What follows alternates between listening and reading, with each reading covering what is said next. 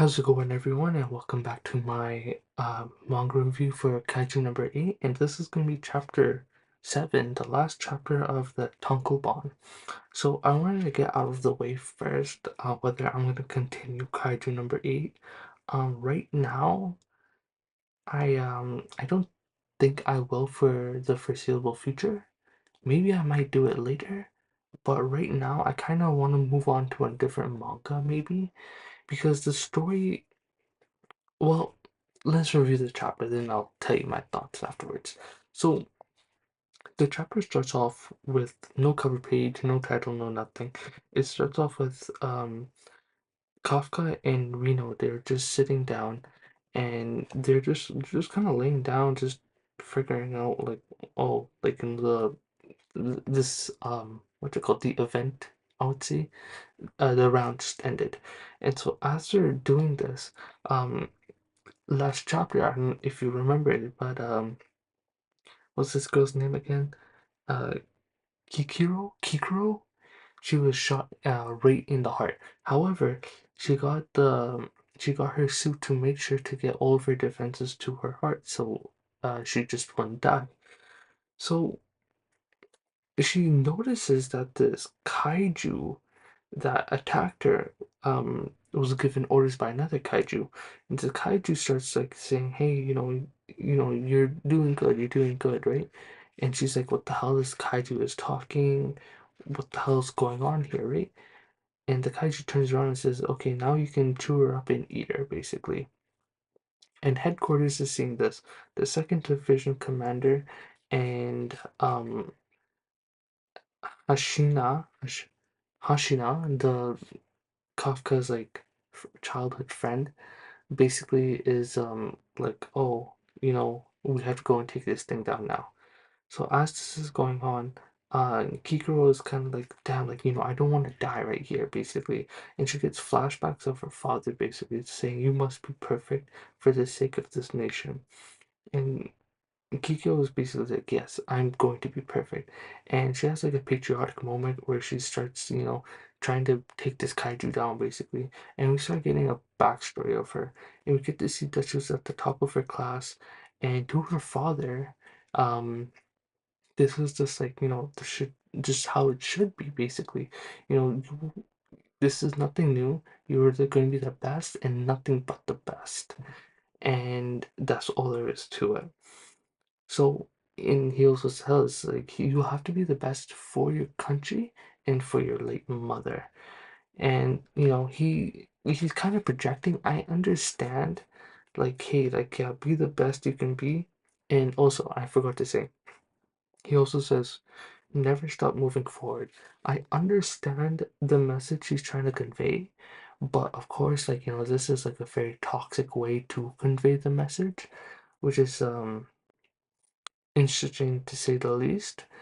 However, we cut back to the past, and Kikuro is just getting bodied basically by this kaiju, and she says, "I can still fight. I can still do it, right?" But she looks at her left arm, sorry, her right arm, and it's broken. Basically, she can't even pick up her weapon, and her vitals are basically going haywire, like they're all over the place. And she finally snaps. She's like, I'm sorry, father. I wasn't able to beat this thing after all. I'm not perfect. I'm sorry. Then, out of nowhere, um, Kafka just shows up. He's like, you did a good job, dude. He says to Kikuro, he's like, yo, you did a good job. And Kikuro's like, what the hell? And the chapter ends basically with Kafka turning into his kaiju form, ready to fight the other kaiju. So that's the end of the chapter. That was a pretty fast. That was a pretty short chapter. I'm not gonna lie.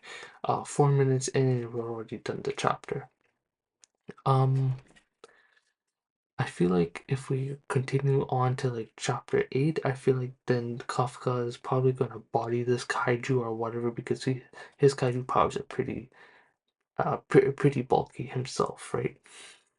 However, overall, Kaiju number 8, Volume 1, it was a good setup, I feel like it was just a little slow just in the first volume. However, the chapter pacings were pretty good. I will admit that the chapter pacings were good.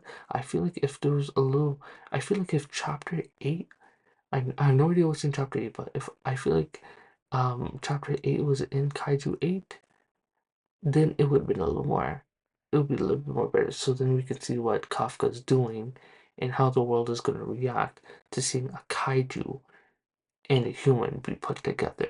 I would have felt like that would be more interesting. But hey, we got what we got, and I'm grateful for what we have. Um, moving on, am I going to review Volume 2? Um, anyways, out of 10, I would rate this Tankobon a good solid, I'd say 6.5 to a 7, I would say. It was a good read, but nothing I would be sitting on my edge to to finish reading, basically. Very leisurely read. Um, with that being said, moving on, I may or may not. I'm still deciding whether I want to do chapter 8 in the next Donkobons, but right now, I am thinking of another manga of reviewing.